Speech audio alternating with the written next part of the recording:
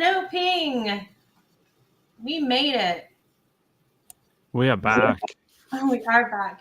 The ride in the phone booth was a little rough, but we made it work. I don't know. I don't know what we're doing with ourselves here. I was just telling Ping right before we went on, humidity in Florida is so bad. I have like 3 elastics in my hair at this point. Do you remember, because I know you're a fan of Friends, do you remember when Monica and Chandler and everybody went down to the islands and Monica had the big hair?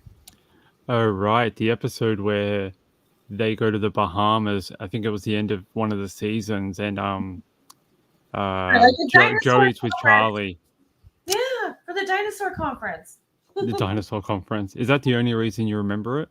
No, I just love Friends. That was a good episode, but I never liked that one because it was the episode where Joey and Rachel got together, and I thought that was one of the very few missteps of that whole show. I just thought there was no point of that. No, because they were getting passed around like cigarettes in jail by that point. Yeah, it's like everyone had dated everyone. Except for Phoebe. Yeah, she just had her own outside boyfriends, didn't she? Yeah, she dated like Muppets who lived in trash cans. Mm. And then the other thing I thought about you was like, I was downstairs. So in between what I was doing earlier and here, I was, making dinner and doing all those things. And I was not in a bad mood or anything, but I was just like annoyed by humidity. It's always talking like Janice down there. I was like, Chris is like, stop, please, stop. Well, I think everyone's having trouble right now. Our friends in the UK, they are dealing with some of the worst temperatures on record for London. Yeah, and they don't have AC. Because they never need it. And Right. I saw a thing on the UK weather. They did a prediction for, I think it was 2050 or something, where they were like, oh, London could be 40 degrees. And it's only 2 years later, and that prediction has come true. That's so crazy. That's so crazy. Yeah, I don't know how and dangerous. I mean, I guess I was talking to one of my really good friends used to live in London, and she was saying at least like they have interior rooms and the cold of the stone in some of those places, will help it. I mean, they've never had to use AC. They're not used to the heat. It's really inhumane. I mean, it's scary to think about. I wanted to share something with you. This is a little weird, but I'm always looking for like, now that I don't want to say the pandemic is over, but it's different and we're not like trapped in our homes and things like that. I like to find like little adventures in my own town. Do you and your wife do that? So I think what the pandemic did was it made us more interested in our local areas. And yeah, we have tried to look for different things that are more local to us rather than further away. Right. So I found this place and I have a little video. Do you mind if I show it? Go for it. Okay. So what this is I think it's called You and Me Hot Pot. And it's like based off those Japanese hot pot restaurants. But those are delicious. Yeah, they are. I know. We've talked about our love of ramen before. We're not Romanis, we're Ramanis. Pastafarians. No, that's fully spaghetti answer. So we're not that. We're not that strange. But let me show you this video. Chicken wing, hot dog and bologna, chicken and macaroni, chilling with my homies. Chicken wing, hot dog and bologna, chicken and macaroni, chilling with my homies. Chicken wing, hot dog and bologna, chicken and macaroni, chilling with my This one.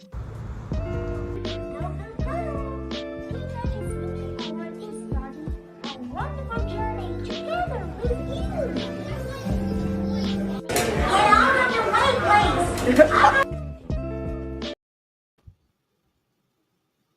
Doesn't that look like fun? Aimee, I like how the robot's like, get out of the way. Oh, no, that was my favorite part. That's why I had to pick 2. apparently there's Mr. Peanut, and he's the waiter. He shows you to his table or whatever. There's a cat that comes around with, I think, like ice cream and bubble tea. And they talk, and it has the conveyor belt, like kind of like dim sum, like automated dim sum, not somebody walking around with the cart. Like Yumcha. Yes. Doesn't that look like fun though? Are you going there like this Friday? You're like, I'm already there. After the show, man. It's Disney. They should be up and late. Tourists. Oh, it's in Disney, is it? It's not at Disney. It's over near Disney, but apparently you need reservations. So Of course. I mean, anytime a robot gives you food, you're probably going to need reservations.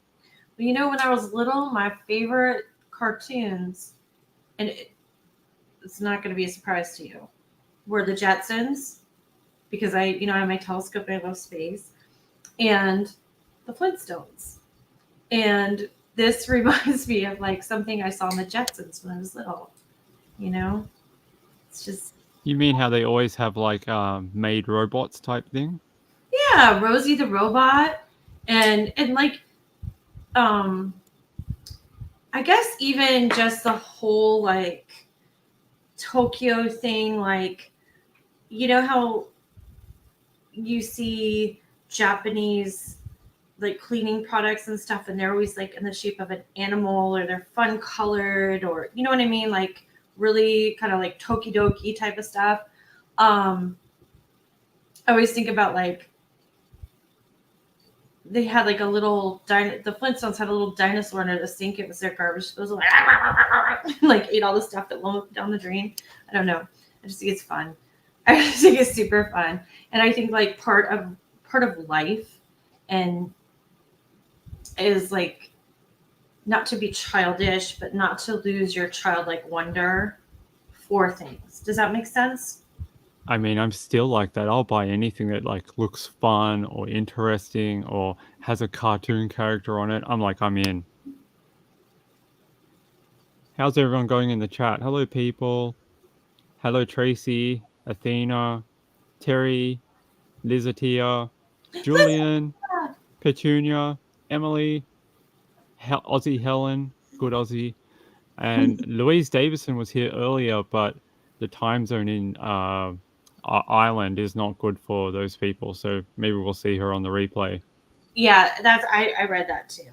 And the reason I looked away and like had a weird look on my face, we just got some weird comment on one of our videos. I don't know what that is. You're gonna have to. It's highlighted, so maybe you can go and take a look at that, because it's a little strange to me. On our latest one. Yeah. I'll have a look. Yeah, it's weird. I don't get it. But so I was going to tell you, when we last spoke, we were talking about listening to the podcast about the Lisk killings, and I have not gotten to that yet, because I used to be able to listen in my car pretty uninterrupted because I drive a lot. But there's a funny thing about 11-year-old boys, where every 5 seconds is, do you want to know a fun fact? Do you want to know a fun fact? Do you want to know a fun fact? Do you want to know a fun fact? Do you want to know a fun fact? No. I'm done. So I haven't listened to that yet, but it's on my list. But there is a movie on Netflix, and if enough people have Netflix, I would love it if we could maybe all watch it and discuss it. It's called Girl in the Picture, and it's a documentary based on a true story about this. It's crazy. I just started watching it. It's this. I won't give the names or anything yet. I'll put it on in the description because I don't. Well, maybe I do have it in front of me. Okay, so his name is Franklin Delano Floyd, and not only is he a rapist and a murderer, he's also a kidnapper. He kidnapped a young woman when she was, well, his murder victim was Cheryl Ann Camesso, and he kidnapped a young girl, raised her, then forced her to marry him. She was in a freak accident, killed in a hit and run thing. They had a baby together. The baby ended up in foster care. Later on, he tracks down this baby, and he goes into the like daycare, wherever the child is. The child's like now like 4 or 5, and takes the kid, and then he's on the run for a while, and then they catch him, and like just recently they got him to admit that he shot his own son. He kidnapped his own son, basically, and shot him in the head, and I mean, it is like every disgusting thing this guy that a person could do, this guy has done. Every perverse crime there is, this guy has committed it. And I am going to work on like laying out the story, but definitely like the documentary, I think so far anyway, kind of really lays things out. I just used lays things out twice, but like makes it easy to understand, because there's a lot of like so here's the thing. I didn't know about this before. Maybe a lot of people did. It's funny. Like I can't. I think it's funny when people send me stories and they're like, "Oh, you've never heard of this," and I'm like, I just like you, I can't know every true crime headline. I can't. You know. Oh, Athena, did you just watch it?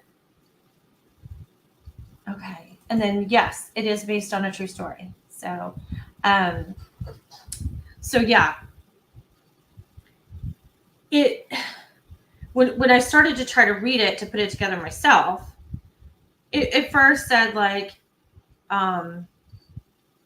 married his daughter, but see, it wasn't really his daughter. It was a kidnapped person who he forced to marry. Do you know what I mean? Like there's a lot of like weird intricacies here.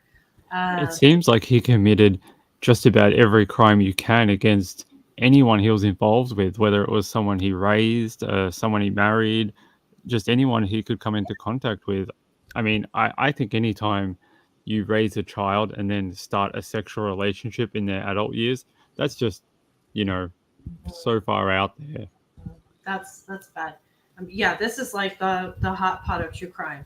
Like everything's in there, and it is just, and the tea is hot. It's crazy. Like I don't want to say like I can't wait to get off this live, because that's not what I'm saying, but I am looking forward to finishing it tonight, and I would like to kind of like circle back and talk about it. But I did find so previously we've talked a lot about guns, because I secretly want this to be the gun channel. This story is not about a gun, Mr. Payne. This story is about something else that we've talked about, which is orders of protection. And I know that somebody, I won't say the name out loud on the live stream, but it is a public comment, and it's somebody that I respect, and a viewer that I've known, across the platforms and over the years and whatnot. She wrote something along the lines of a protective order, or a PPO, is really just a piece of paper. It doesn't do much. And I agree with her. But it is supposed to allow you immediate action if somebody violates that. It's something you put in place. So in case they don't leave you alone, you can pick up the phone and call the law enforcement or whatever it is, and say like, not supposed to be near me, and then they get in trouble, and then they start being punished for their actions. So this is a story out of San Diego, and it is so sad. I'm still kind of digesting, I guess, what happened. And I'm sorry, I'm like losing my voice, and it's weird. And so this is out of what I have pulled up on the screen is NBC7 out of San Diego. So I'm trying to figure out if I should like read it, or I feel like. Why don't you just give us the gist of it, and then we can drop a link for everyone. Okay, so thank you. Okay, so the woman on the screen, her name is, and I'm not sure if I'm saying her last name correctly, it's Connie Dadkha. She's 45. The man that we're going to talk about, his name is Parrish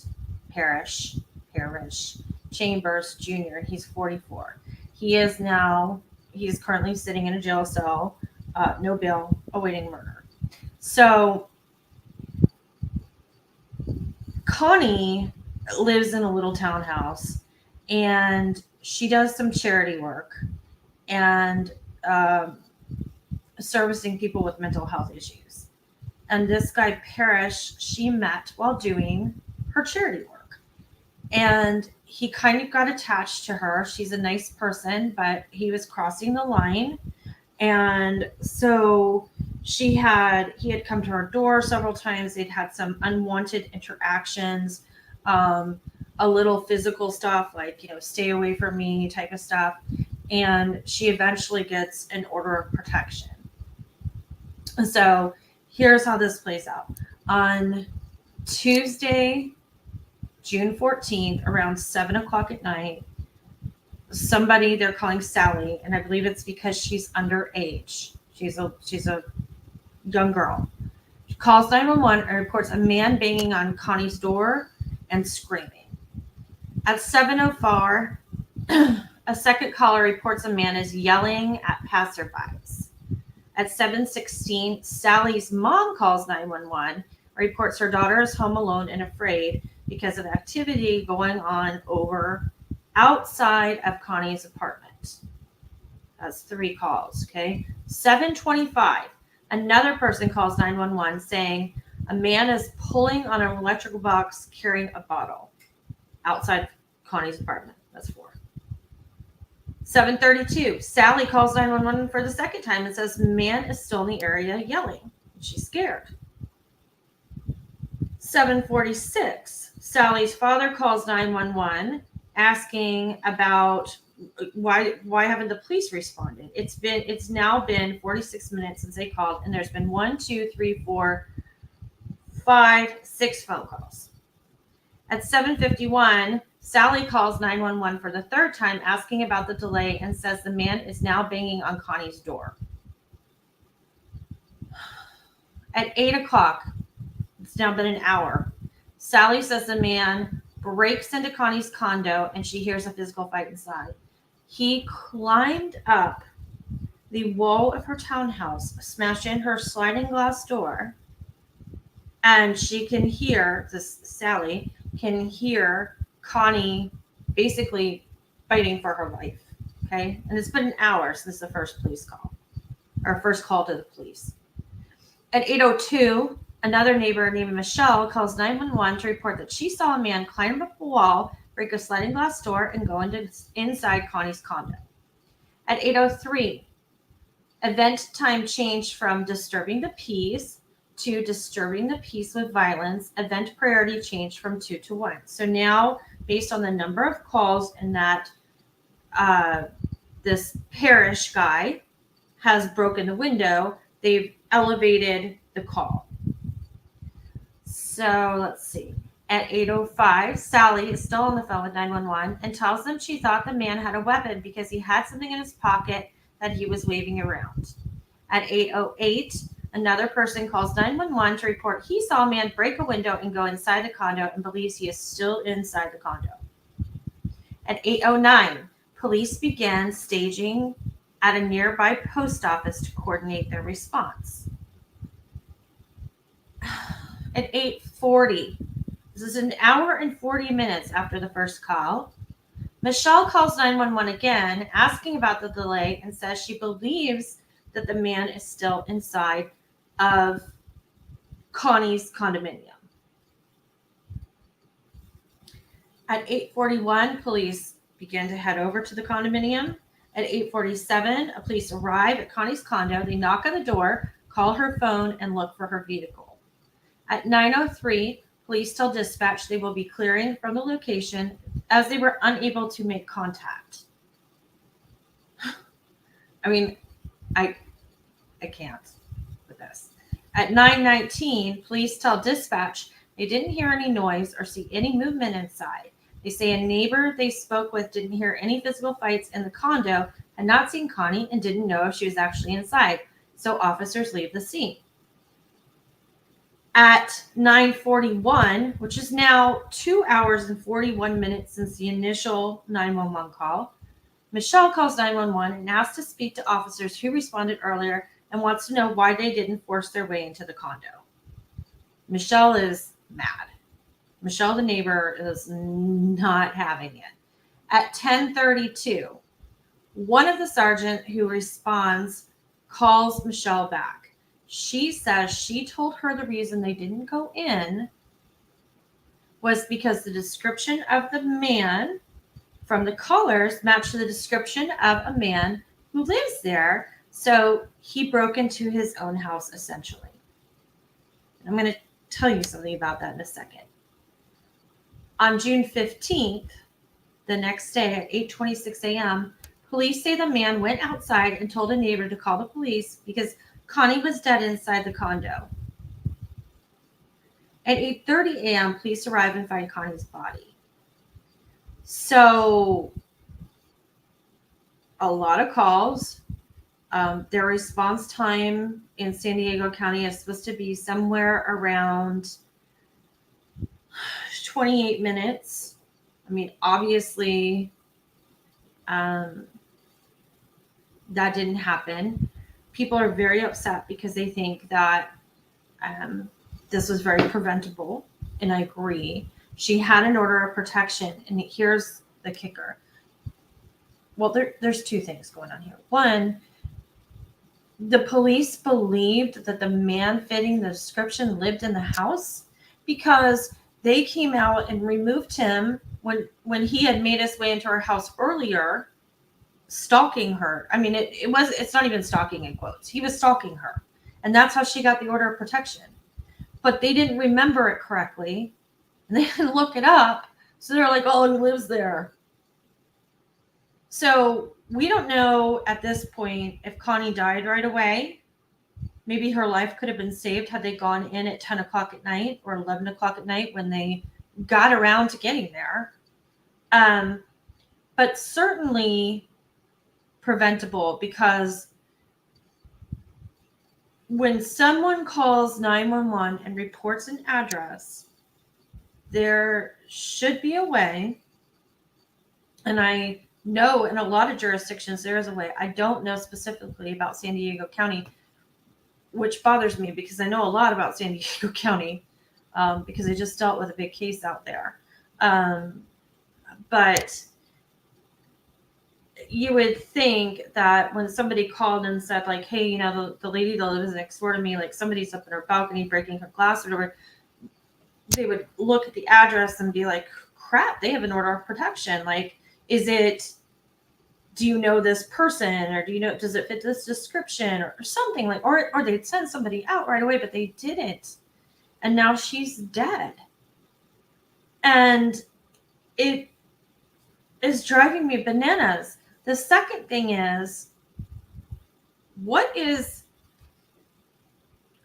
the logic behind, I'm calling about my neighbor because there's a guy lurking outside of my house. I'm calling and I'm calling. Now he's not lurking. He's not yelling anymore. He's climbing up the balcony. He's breaking the glass. I hear her scream, or I hear somebody in there scream, right?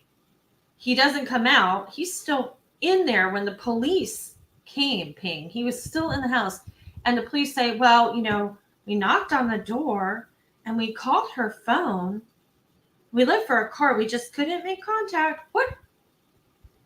That's the bit that I was going to mention. When they said they couldn't make contact and it was silent and they left, to me, that's not a, "Oh, we go home." That's a, "We break the door down," because she had called about this disturbance or this stalker. You would Mhm. think that now she's silent, like, where is the, 2 plus 2 here? Well, she didn't call. I will Oh, say that. sorry. Her neighbor called. Sorry, but Her neighbors still, called, but the explanation from the officers are, we thought he lived there. They didn't verify anything. They thought he lived there. Nobody from inside the house answered. So when asked, like, yeah, but like there's a broken sliding glass door, like what the hell? They're like, well, because we thought he lived there, he just broke into his own house. There's nothing wrong with that. So I mean, are we relying on the police to know where everybody lives now? Have you ever been locked it's out of not a your house? memory game. It's not Yeah, like, "Oh, Mrs. Terrence lives on 33 and she has a husband and 4 kids." Like, there's no way cops are gonna be able to remember every right. incident they go to. Yes. So have you ever been locked out of your house? I have before, and I have broken into my own house before, yes. Okay.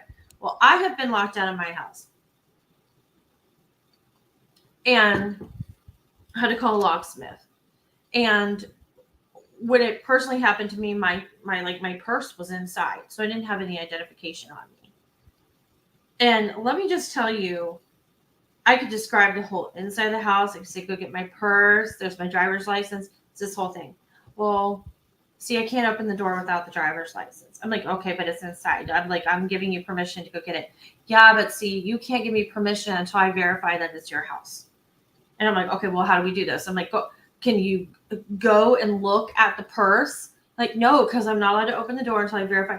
Like, so this is with a freaking locksmith, right?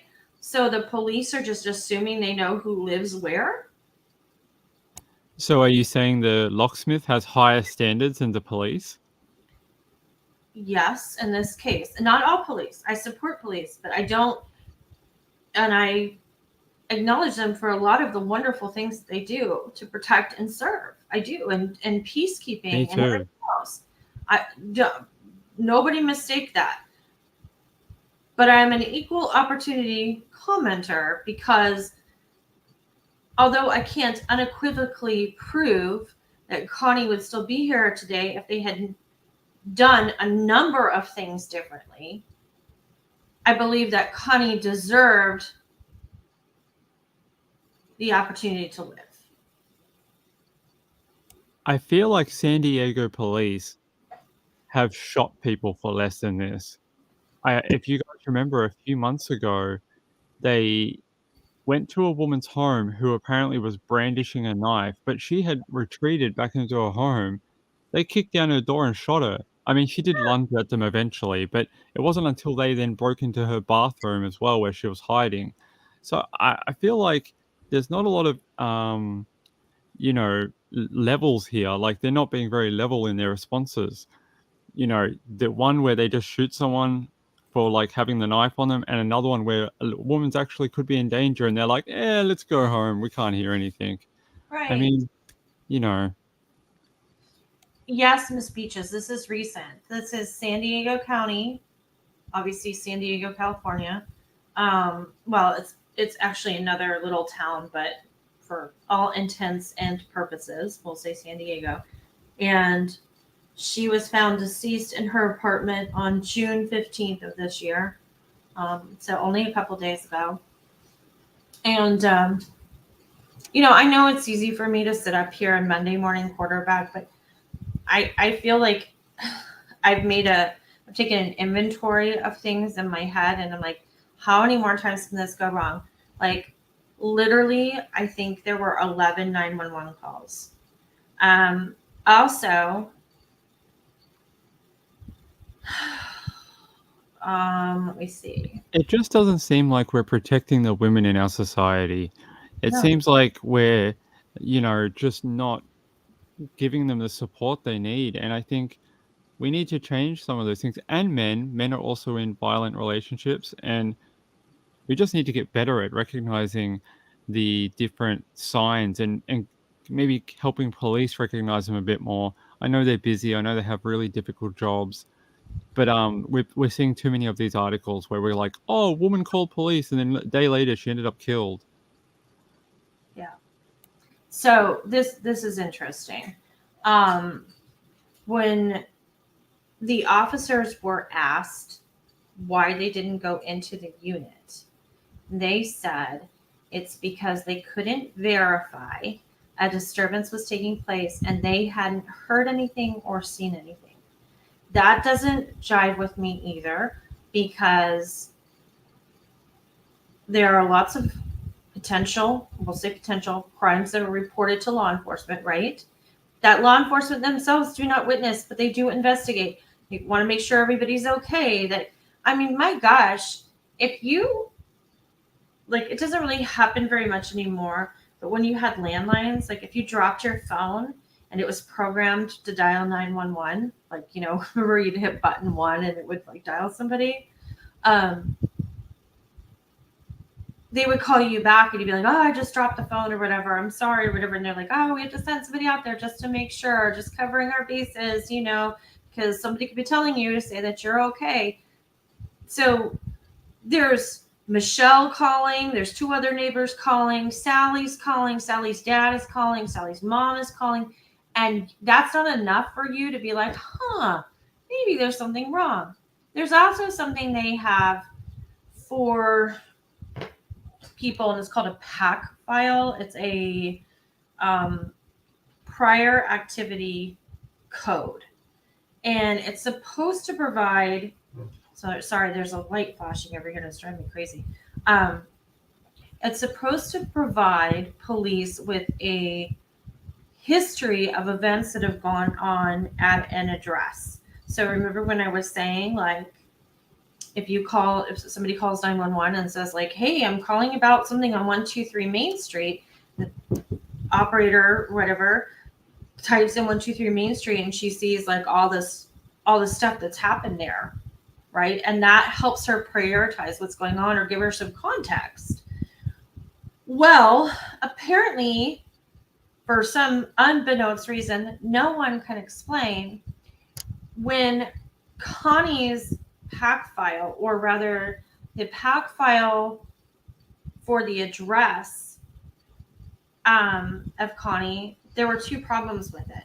One, this, I don't even want to call him a gentleman, Parish Chambers, he was somehow listed as a resident of that address when he wasn't. That is where he was apprehended on previous stalking things, but he didn't live there. Okay, so that was problem 1. And problem 2 was that for some reason, the PAC file had been redacted to not show the stalking activity or the protection order. So in defense of some of these officers, they thought by, really quickly, they're busy, really quickly looking at something, they're like, oh, well, there's a guy that lives here. He meets the description of those people that are who the people are describing. So everything seems to be on the up and up. This guy just broke into his own house. Whereas if somebody had checked that file, he most certainly did not live there. And they would have also seen hey, she has a stalker. He's been arrested at this property before. And here's his description. It's really bad. And I would say I hope that a family member or something like that sues, does something. You can see a wrongful death on this one for sure. But it doesn't bring her back. No, it doesn't.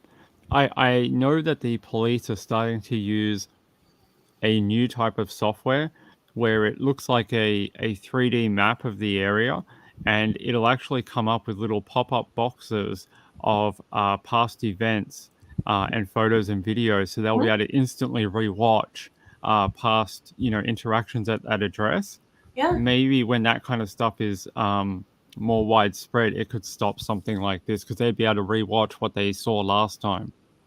It's just horrific. I mean,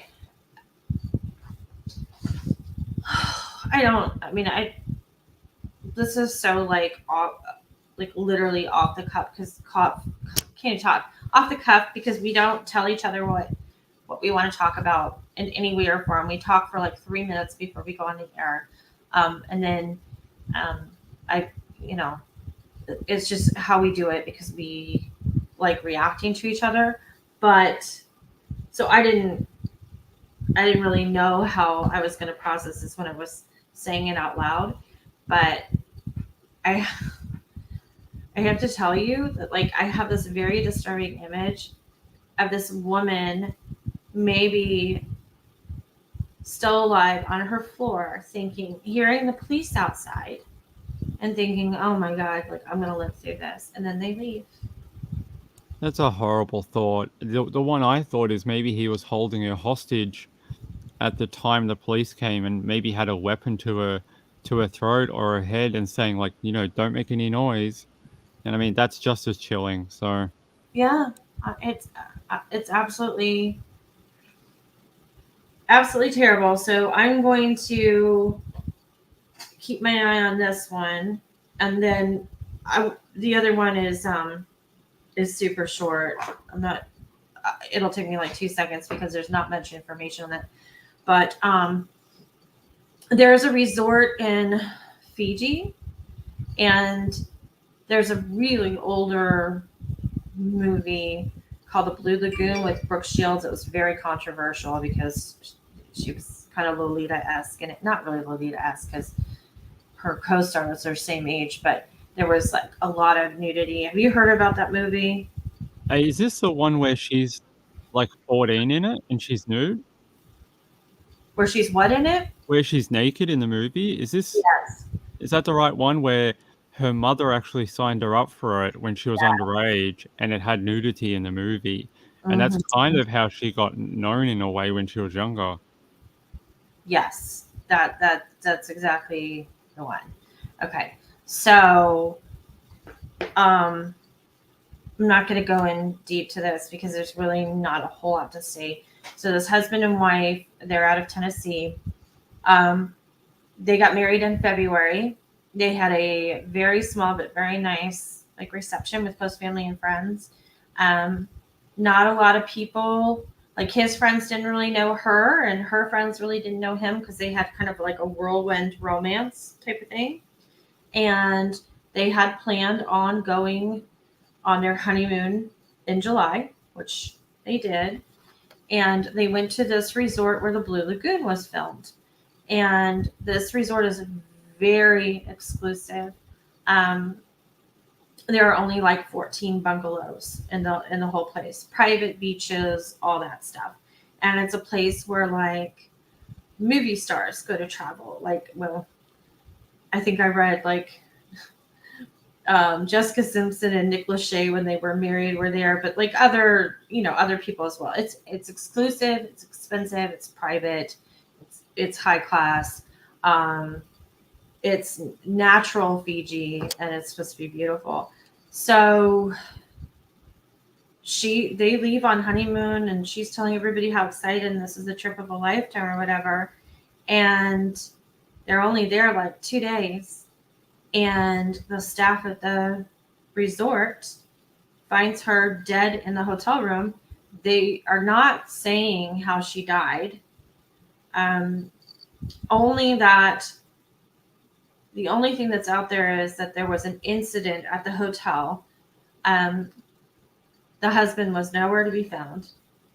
I don't know where he thought he was going on an island, but he disappeared and authorities tracked him down, and he is now in a jail in Fiji being charged with murder. And I'm not saying this is going to be a big one, but I think this is going to be an interesting one because David's been married that long and nobody knows like what the motive is. We don't know what the cause of death is. What happened? Why would you travel across the world to, like, you can't, if there's 14 rooms at a resort and one person's missing, I think people are going to notice right away. It's weird. Aimee, wasn't there a TV show that came out last year that had a very similar theme where there was a bunch of couples that went away on holidays and one of them ended up dead? Ooh, I I don't know. don't know. Was I the only one who watched that? I'm sure you're not the only one, but I'm sure you're not. I don't know that one, but I'm not yeah, I don't know that one. Or I need more. No, I know I haven't seen it. I'm like, I need more context. No, I don't. I know I didn't see it, dumbass. I didn't see it. I didn't see it. Nothing's gonna make me have seen it. Yeah. But figure out what it is, because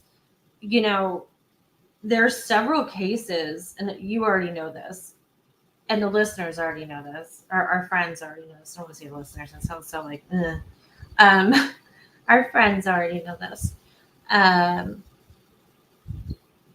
A lot of times, like, they will link like show episodes, movies, like these people that commit crimes. They're like, I'm gonna do it just like I saw on One Tree Hill. It's like, what? I actually saw a crime recently where I think the people who committed it were younger and they actually followed a lot of stuff. I think actually it was the Scream Killers, those two young boys who Yes. killed their friends, and they Oh, followed the scripts from their favorite movies. And then halfway through the murders, they were like, "This isn't like the movies." yeah. Oh, that's Scream. Oh, you guys, if you haven't Googled the Scream Killers, now, before I go any further, just to make sure I'm correct here, they're the ones that took all the videos of them like whispering in the library, like, we're gonna kill somebody today, we're gonna murder today, and they're all like, yeah, that's them, right? Right, they were the ones who made like a series of diary entries before and I think and after the murders. Yeah, they vlogged them, basically. Yeah.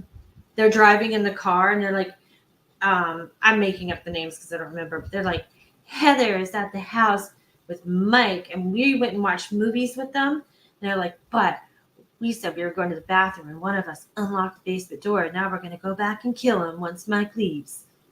Right, and they did some really Yeah. messed up stuff. They were like trying to draw her out of the house to Yes. murder her, and she never came. So they had to evolve their plan and actually confront her in the house in the end. Yeah. I mean, it's bone chilling.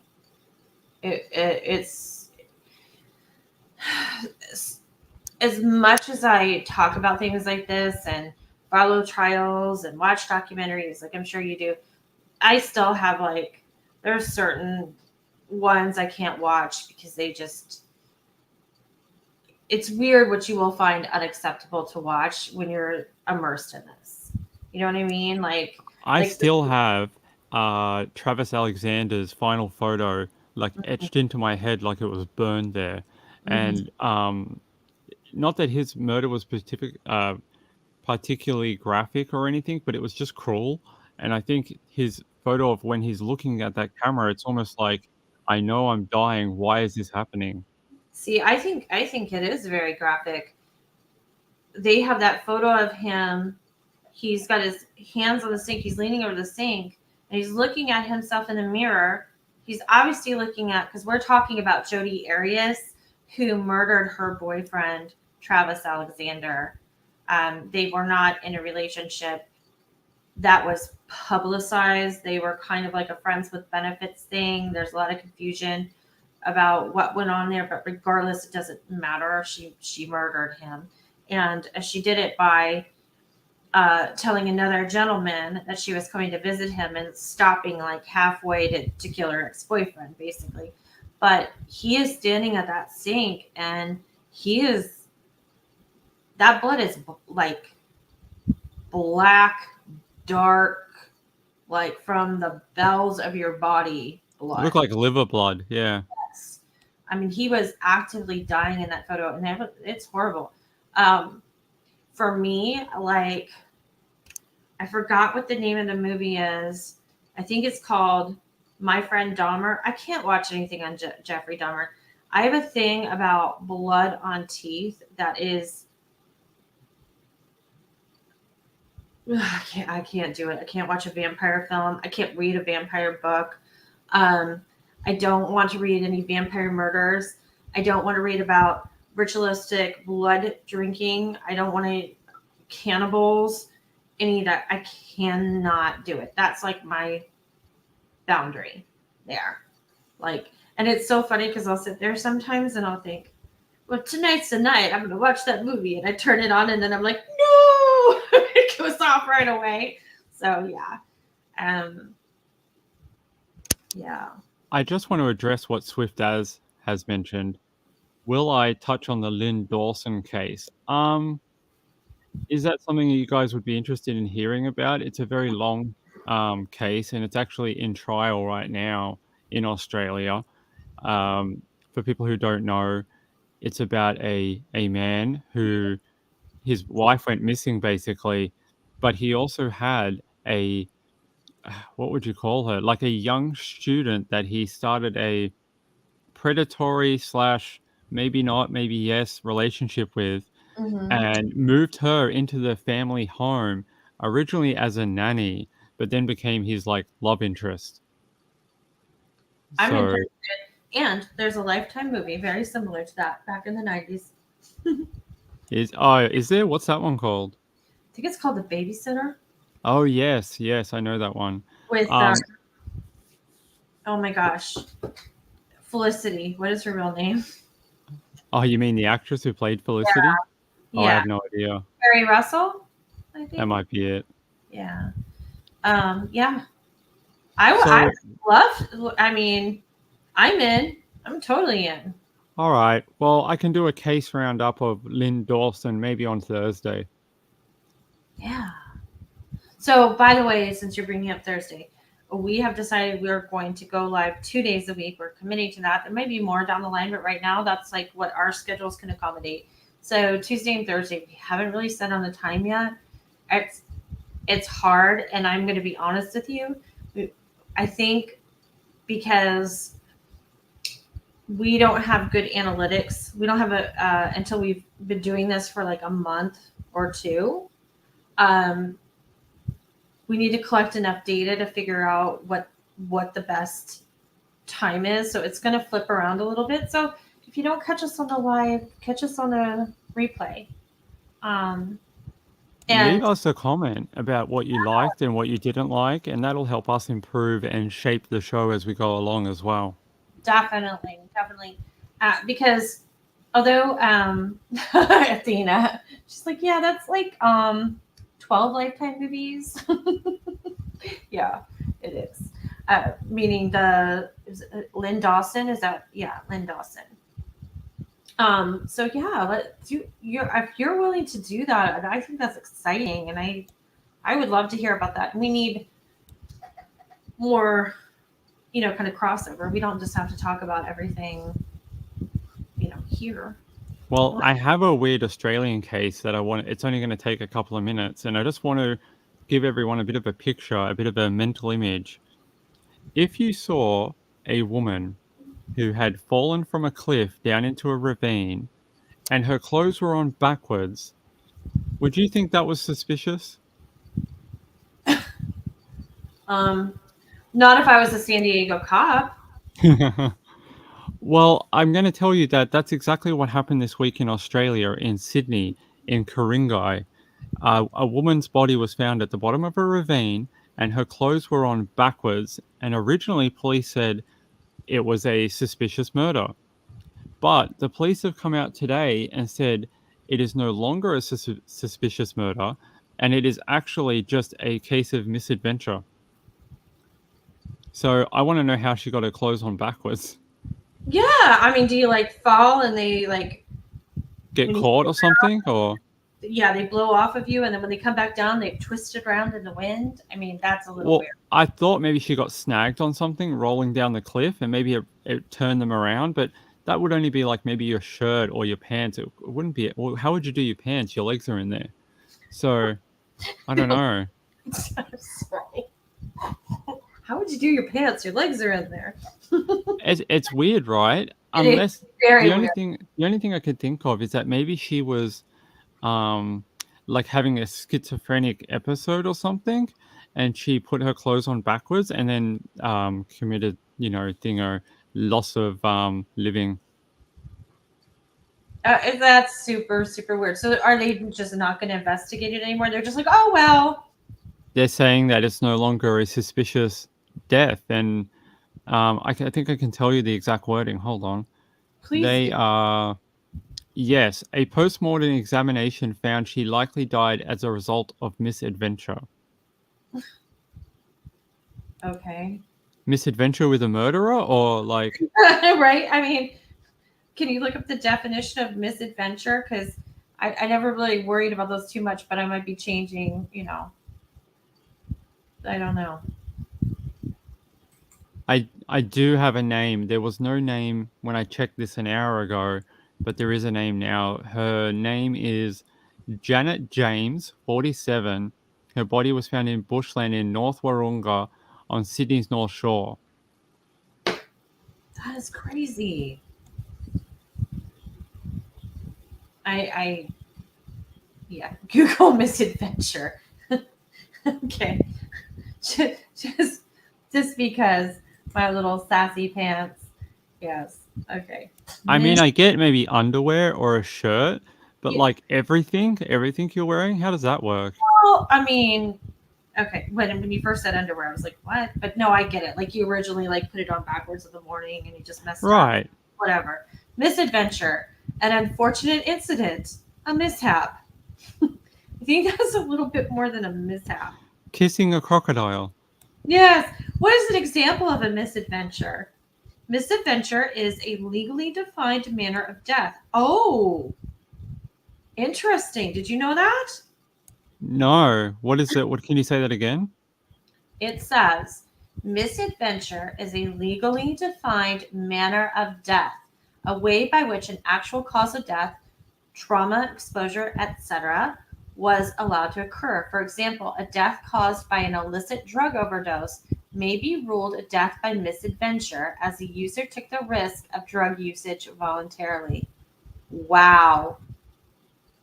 So could you then say that because she was walking in a park late at night and someone murdered her, it was death by misadventure? Yes. I don't think that's what's happening here though, because they are saying that the cops believe she died in a tragic accident, and they're no longer treating it as suspicious. Right. Okay, so it's something you voluntarily do. Okay, maybe I answered your question wrong previously. It's something you voluntarily do, but it goes awry. So I took the drugs, but I took too many and I died. Or so I died misadventure, right? You know, when someone says misadventure to me, I always think like it's Super Mario, you know, when he's going across the little landscape and then he falls down the hole. I'm Yeah. always like, that's in my brain when someone says misadventure, I'm like, that's what misadventure is. Yeah. Yeah. When I was in art school, I did this. Well, I did a project about a misadventure thing, and it was quirky and funny and happy and happy little accidents. I had no idea. It's interesting. Yes, like parachuting, bungee jumping, or scuba diving. It's like when you do something and it doesn't go the way that you want. You're spelunking and your rope breaks or whatever. You know how you said you had cases where you couldn't like watch it if it had like blood on teeth or something like that? Mm-hmm. The cases where people get trapped underground or like trapped where they swim in those underground caverns and things like that, we Mm-hmm. actually have a big one in Australia it looks like a hole in the ground, but it goes down and it's like the size of like 10 football fields. Mm-hmm. Those type of deaths always really affect me. I'm like, I think because it's a fear of mine to lose oxygen. And I'm Yes. always like, no, I don't want to read it. No, I can understand that. we have a lot of springs and underground caverns here in Florida where, we swim. Um, I don't swim in them because, well, I do. That's a whole other thing. I was going to say, I don't swim in lakes, but blah, blah, blah, blah, blah, blah, blah. Anyway, when I was like little or a teenager, like your parents would always, always be like, don't swim in the caves because people get in there and then they forget how they came in, they run out of oxygen and blah, blah, blah. So yeah, that is like legitimate. Aimee, I don't know if you remember, but about maybe it was like 10 years ago, there was a guy who got stuck in an underground cavern and he got like his friends went for help. He was trying to go through a little hole in the cavern and he got stuck. They Mhm. they tried to get the equipment down there to pull him out, but the angle that he was stuck in, he was face first with his arms out, and when he breathed out, it trapped him because he like released the oxygen in his chest. It actually wedged him in the hole, and they couldn't get enough equipment down there to get the right angle to yank him out. He ended up dying of cardiac arrest in the cavern, and because they were unable to retrieve his body, they actually sealed the cavern off with concrete as a final resting tomb for him. Oh wow, like a tomb. Yeah, like real life tomb, and no one's allowed down there anymore. Oh wow. Tracy said she watched that yesterday. I'm sorry. You guys are funny. Are you looking at the chat? They write, get eaten by a grizzly while hiking the mountains. Misadventure. like, I yeah. think that's true. There was a lady yesterday or like last weekend. She was on a cycling tour through one of the states that have bears, Hmm. and a bear came to her tent and she shooed it off. And apparently, the advice with bears, and I don't really know a lot about bears because they're not, we only have the cuddly ones here. But Right. apparently, if a bear approaches your tent, you're not supposed to reside there for the rest of the night because apparently bears are pretty sneaky and they Mhm. will come back and try again.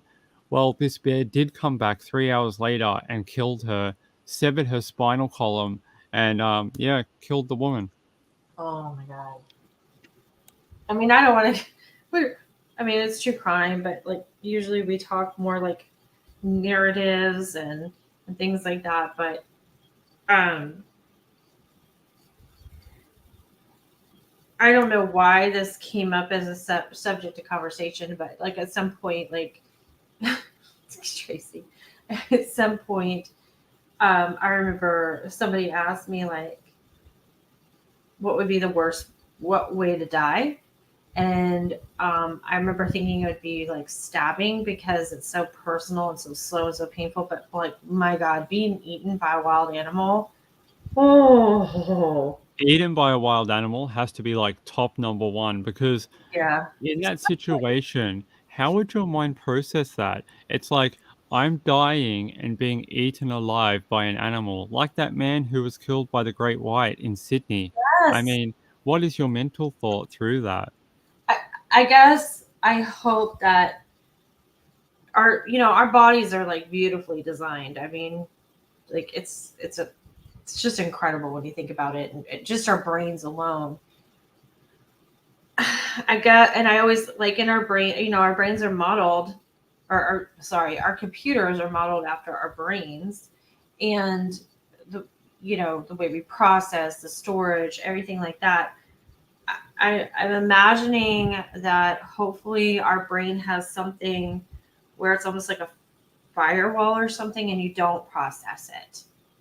I have heard that the human brain in that situation does have sort of like a threshold, and it Yes. gets to a certain point, and basically you don't remember anything else. Right. Right. And your body emits chemicals that help you. Um, Prepare for death, basically. yes. And it's interesting because I it's like on the other side of the road, so I can't go get it. I am reading a book right now, and it was talking about what when people die, like what some of the processes are, and um, for some people, at one point, our brain releases a chemical that's very calming. Even if their physical body looks like it's in distress, in here, this doesn't matter anymore. None of this matters anymore. It's like the brain is comforting you so that you can transition, you know.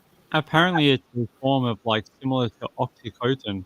Yes. It's a similar kind of chemical makeup. Yeah. Yeah. Power down. That's exactly power down. And it's interesting, you know, but I would think that if you were, if something not horrific were happening to you, that there's something that the brain does so that you're not going through that. I know. I think whenever I see people who are killed by animals, it's always like they always have my biggest heartfelt sympathy because I'm like, I would hate to be that person, and that's why I don't camp, and that's why I don't swim in the ocean. I live in Australia. We are surrounded by ocean, but we are surrounded by great whites too. And I'm just like, I know they come close to shore. I've seen it. I ain't going out there. I don't care how many nets you have. So, I mean, I'm here. We have great whites that they track. We have like lots of other very aggressive sharks. I do go in the ocean. I do not go in lakes though. Alligators are sneaky little effers, and they pull you down and they drown you, and then they go eat you with their little alligator freaking babies, and they don't have. You know how like most animals, like baby animals, are cute. There's no baby alligators are cute. I'm sorry, I stopped for a second because I was like baby sharks, and then I started thinking about the baby shark song, and then it occurred to me I don't think I've ever seen a baby shark, and so now I'm gonna have to look for one, because that's how my mind works. Have you But ever seen a baby shark egg? They're funny looking. They're like all purple and twisty and like got like oh, fins and stuff. They're really weird looking. wait, you just threw me.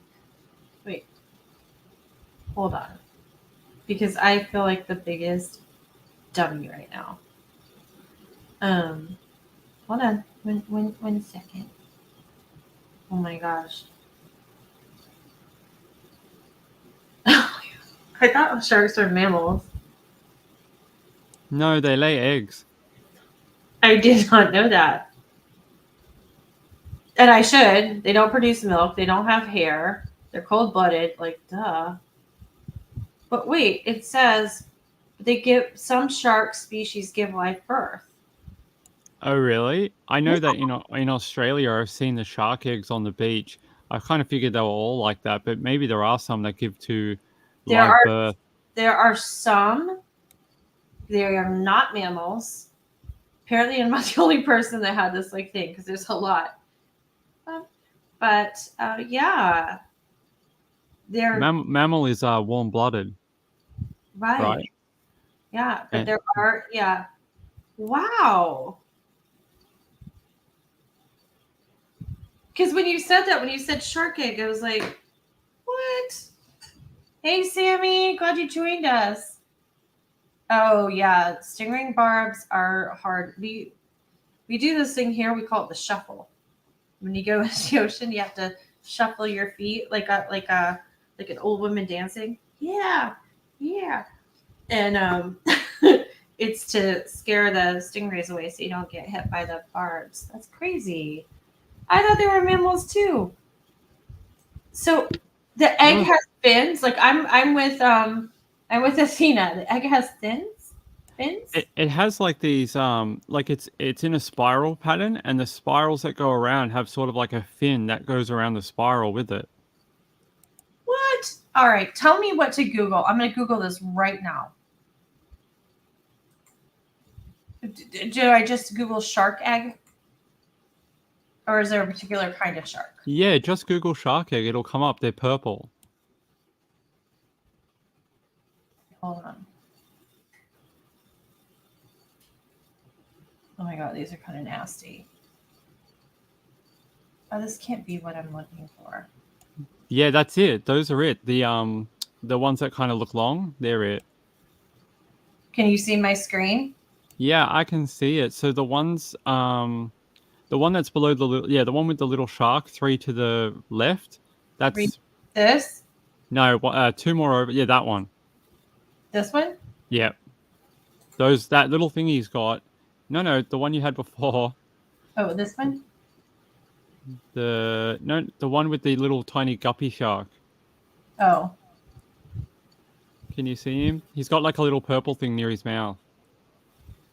Yeah, he's on the right-hand side of the screen now. Yeah, so the thing he's got in front of him, that's the shark egg. What? Oh my god.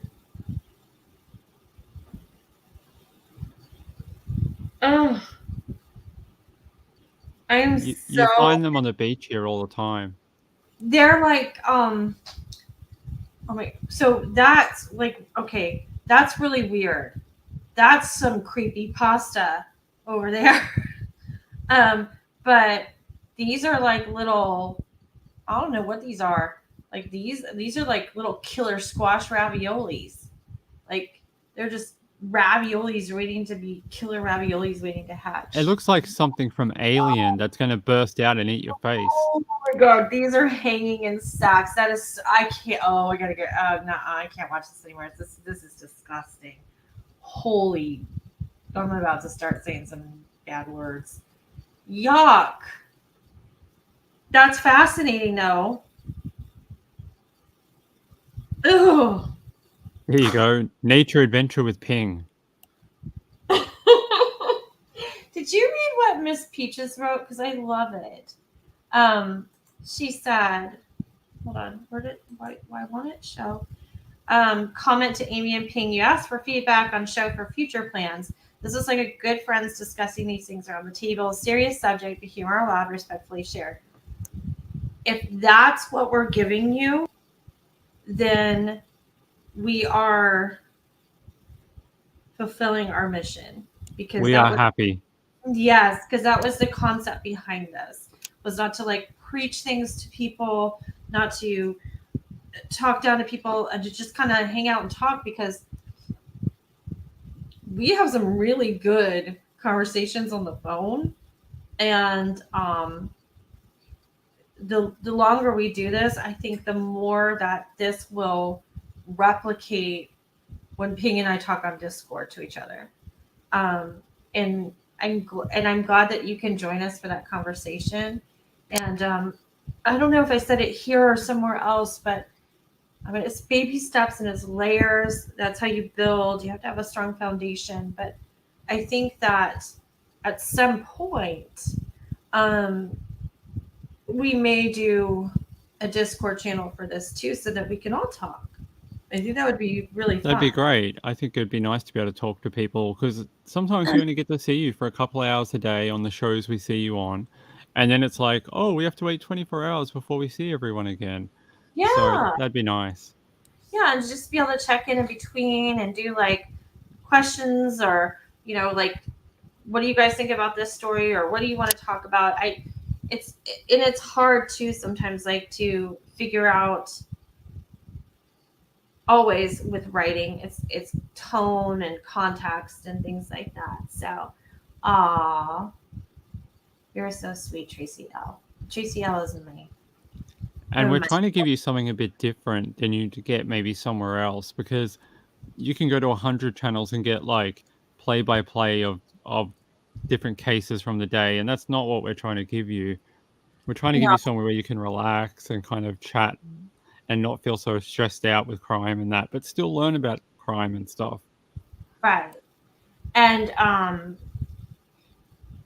you know, on top of that, to be able to have a looser, everything's more relaxed, but have a looser format. So it's 100% the truth that I do not tell Ping. I give him zero idea of what I'm talking about. And I have no idea what he's going to bring to the table. And we just kind of meet up here and talk. Now, the challenge with that is, and if somebody has a solution to this, is it makes it difficult to promote a live, because I can't put in the description what we're going to talk about. So what I have been doing is, after the live is over, I go and I tweak the thumbnail, the little thing you see that describes the video, and the description to help do that. I don't know a way around it, but I think it works for us to come together like this so that we don't say anything really good. We like save it for here, because this is authentic and this is who we are. So Sammy's asking how often will be live? Tuesdays and Thursdays for right now. And I can tell you, the cases we were talking about yesterday together are none of the cases that we spoke about today. That what we spoke about yesterday in our private time was completely different to what we're speaking about today. Yeah. And this is kind of when we talk outside of YouTube, this is kind of how it works for us. It's like what one day we had a 40-minute conversation about ramen, and he's sending me pictures of the ramen that he eats, and I'm like, this is what we buy at the Asian grocer, and have you ever tried a ramen this way? I'm like, no. Sometimes it's about food, sometimes it's about a TV show, sometimes it's about true crime. Sometimes it's literally about nothing, and we just talk about random stuff for like 4 hours, and then we're like, wait, what time is it? Oh, I have to eat something. Oh, we should go. Yeah, exactly.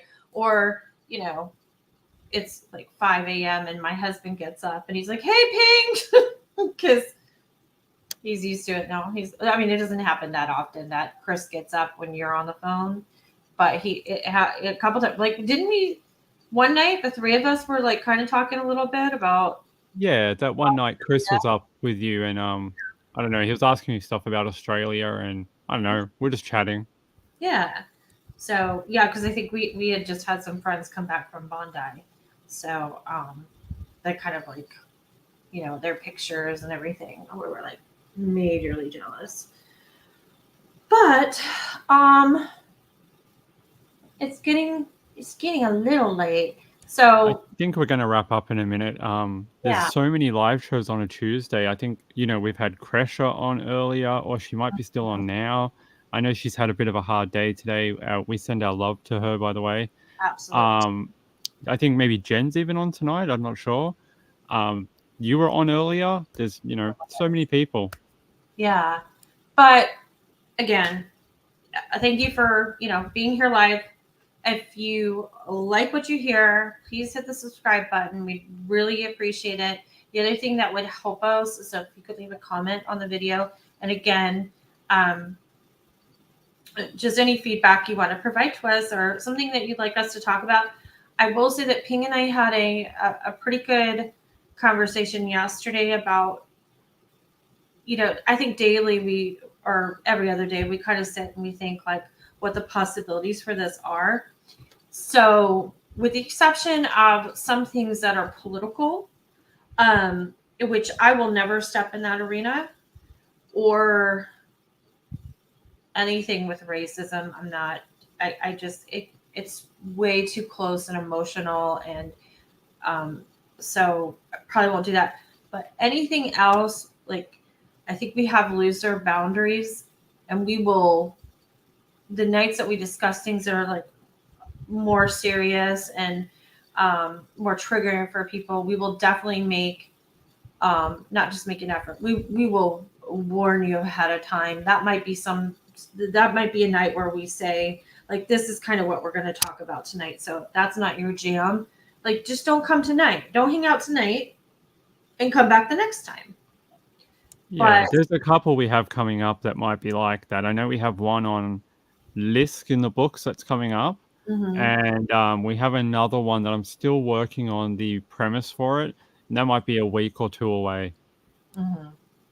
Yeah. So in the meantime, we'll do, what was the name? Lynn? Lynn Dawson. Okay. So you'll work on Lynn Dawson. I have some things in the works, and I'm going to finish watching The Girl in the Picture on Netflix. If anybody else watches it, like, hit me up in the comments to tell you what you think. And I kind of want to talk about that here. And then I will go ahead and again drop the podcast for the Long Island serial killer that we're going to listen to, and maybe we can start talking about that on Thursday. I think that'll be great. And I'm going to check around too and see where Joe Scott Morgan is on his latest podcast endeavor, because I don't know him. I don't have a relationship with him, but he is, when I was active on Twitter, which is another habit I've got to reestablish, takes 30 days to establish a habit and 2 days to break it. And damn it, I broke it, and I really need to get back on there. But so kind and supportive to me there. And so, I'd like to do the same for him. There's a podcast you're listening to and you want us to get interested because you want somebody to talk about it, because I know that feeling. I live in a family that does not listen to podcasts except for my 13-year-old stepdaughter, and her and I are just like, but I'd like to talk to some adults too, even though she has some really interesting opinions and insights. So let us know. Anything else, let us know. And it's just been really great hanging out with you, and it's it feels good. Ping, do you feel what I'm feeling? Like it's Tonight was good. I really enjoyed seeing It's all everyone, and I liked the conversation tonight. And I hope you'll come back Thursday and see us again. And we're just going to get better and better as we keep going, I think. Yeah. It's okay, Kathy. If you're not a podcast person, no big deal. There's so much here that we're going to talk about, and we're going to try to figure this out and curate like what you guys want to what you want to talk about, what you don't. And here's the thing: if we talk about a podcast for half an episode or something, just come out the next time. Just don't come when we talk about pork. We'll miss you, but I do that with people that I follow on YouTube and stuff like that. So every once in a while, somebody's talking about something that, even if I should be interested in, the truth is I'm not. And not every show can interest everyone every time. No. Oh, okay. So Swift As says the Teacher's Pet podcast about Dawson story. All right. Which one though? There's the first or the second one? Because there's two versions of that podcast. I think the first one's the Teacher's Pet, and then there's the second one, which was like an extension of it. I think it's more about the trial. Is there one particular one you want to talk about? I don't know. I don't have a notepad, so look, I'm like taking pictures of the screen so I remember the stuff. Whatever works. If I may be crazy, but I'm resourceful. All right. I think that's going to be a wrap. Let's wrap it up. All right. So we'll see you. Here's the deal. We're going to decide on a time now, because I want to be able to tell you guys at least ballpark. What do you think, Ping? Do you think we're going to come back this time on Thursday or later? I'm okay doing the same time, 9:00. Okay. So we will see you 9:00 Eastern Standard Time on Thursday, and that's going to be the 21st. I'll put up a thumbnail. We're too young right now to have a community tab, so we can't communicate with you that way, which is part of the reason why I wanted to start this tonight. So I'll go ahead and schedule that, and we'll get it going. And I love what's happening here. Thank you for listening. Please tell your friends, hit subscribe, share this video, and we'll meet again on Thursday. Good night, Ping. Good night, Aimee. Good night, everyone. See you later.